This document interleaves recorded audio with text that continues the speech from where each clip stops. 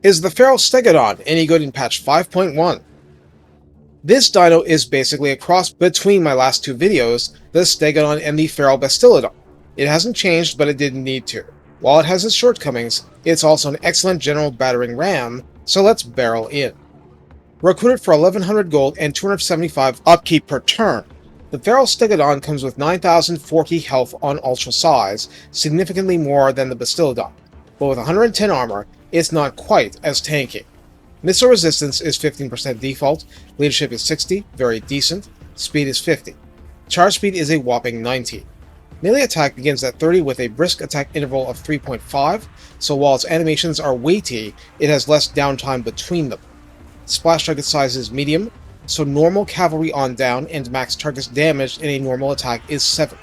7 is good, but these combat displays will show that it's still a hard limitation on a single entity against ultra-sized infantry units if the dinos are unassisted. They will start to drop. Melee defense starts at 32, which isn't horrible. Weapon strength is given as 420, split between 120 base and 300 armor piercing, strong, healthy numbers. There is a bonus versus infantry of 18, which mainly helps jack up the melee attack value. Charge bonus is a mighty 70, and mass is 4000. This unit is a siege attacker, causes fear and terror, has feral rage, and has primal instincts kicking at 50% and lower HP. Feral rage makes you lose control at 75% and 25% of HP for a while regardless of morale, but it's a berserk, so no cutting and running during that time.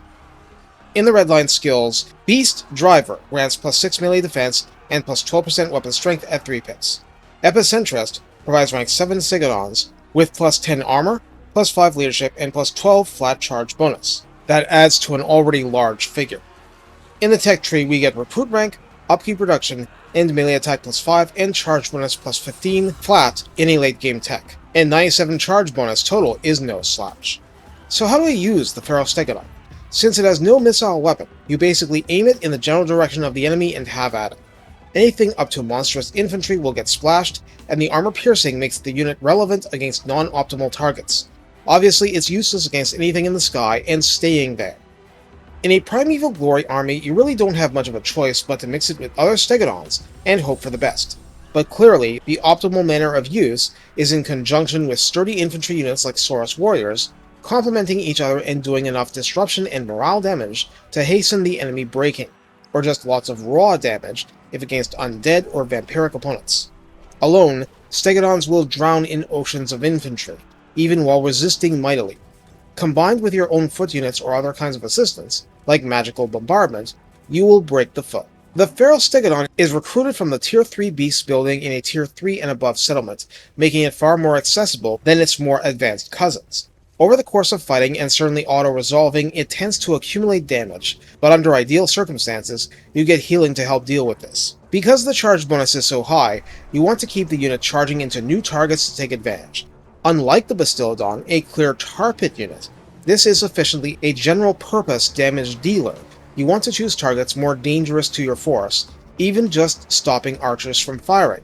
It's not just the Stegadon's matchup, it's whether the Stegadon is your least worst option against something that can hurt your army as a whole. Keep that in mind when rattling guns are shooting you up.